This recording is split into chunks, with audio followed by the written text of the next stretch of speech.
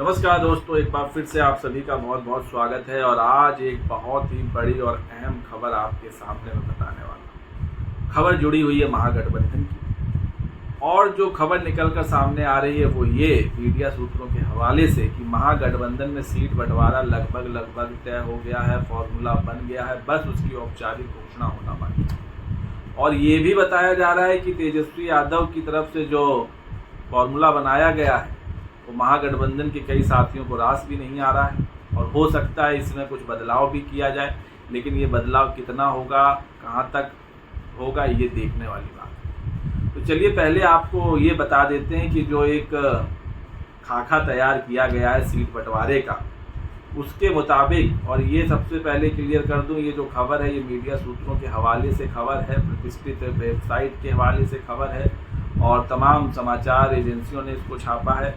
उसी में ये जानकारी मिली है सूत्रों के मुताबिक कि जो सीट का मसौदा बना है सीट बंटवारे का, उसके मुताबिक इस बार आरजेडी सबसे ज़्यादा, क्योंकि आरजेडी महागठबंधन को लीड कर रही है, तो उसने अपने पास 136 सीटें रखी, 136 सीटें। वहीं कांग्रेस को 52 सीटें मिल सकती हैं, दी जा रही हैं। इसके अलावा जो लेफ्ट के 3 दल हैं, सीपीआई, सीपीआईएम और सीपीआईएमएल, उन तीनों को मिलाकर 34 सीटें दी जा रही हैं, और मुकेश सहनी के खाते में 20 सीटें जाती दिख रही हैं, जो उनको जब एनडीए में थे तो महज 11 सीटें मिली थी। वहीं जो कांग्रेस पिछली बार 70 सीटों पर लड़ी थी, उसने करीब 18 सीटों का त्याग किया है, और जो आरजेडी पिछली बार 144 सीटों पर लड़ी थी, वो भी 8 सीटें उसने भी छोड़ी। लेकिन खबर जो निकल कर सामने आ रही है वो कि इस सीट बंटवारे से, इस फॉर्मूले से शायद कांग्रेस नाराज है, इसीलिए कांग्रेस के जो नेताओं के बोल हैं वो भी बदल गए हैं। हाल ही में जब अभी दिल्ली में जो बैठक हुई थी, कांग्रेस की बड़ी बैठक जिसमें प्रत्याशियों के चयन पर चर्चा हुई थी, स्क्रीनिंग कमेटी की बैठक हुई, इसके बाद जो बिहार कांग्रेस के प्रभारी हैं कृष्णा अल्लावरू, उन्होंने कह दिया है कि महागठबंधन के मुख्यमंत्री चेहरे को लेकर साफ कर दिया है कि मुख्यमंत्री कौन होगा ये जनता तय करेगी, अभी से कुछ तय नहीं। तो क्या ये कम सीटों के मिलने की खींच है जो बयानों के जरिए निकली है?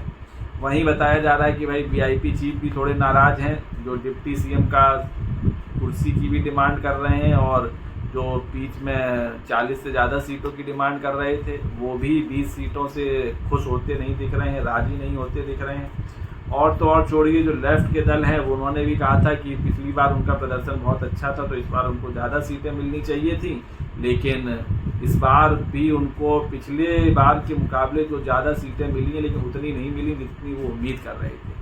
पिछली बार 29 सीटों पर लेफ्ट की तीनों पार्टियां लड़ी थी, इस बार 5 सीटें ज़्यादा बढ़ाकर 34 सीटें दी गई हैं। और साथ ही आपको पता ही है कि महागठबंधन में 2 और नए दल शामिल हुए हैं, जिसमें रालोजपा है पशुपति पारस की, और हेमंत सोरेन की झारखंड मुक्ति मोर्चा जेएमएम, तो उनको भी सीटें देनी है। ऐसे में जो सीट बंटवारा है वो काफ़ी पेचीदा होता दिख रहा है, और ये माना जा रहा है कि सहयोगियों की थोड़ी ना नुकुर से भी मामला बन जाएगा, और हो सकता है आरजेडी अपने कोटे से कुछ सीटें जो रालोजपा है और हेमंत सोरेन की पार्टी है उनको दें, क्योंकि हेमंत सोरेन ने तेजस्वी को 6 सीटें दी थी झारखंड विधानसभा चुनाव में, तो और दल तो अपने कोटे से सीटें देंगे नहीं, जो देना होगा वो तेजस्वी को आरजेडी के कोटे से ही देना होगा।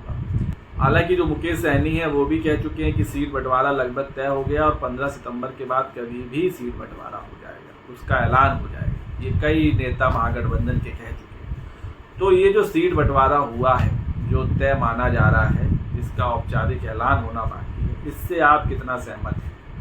क्योंकि ये बात तय है कि इस बार आरजेडी ने भी सीटों को लेकर त्याग किया है, कांग्रेस ने भी किया है।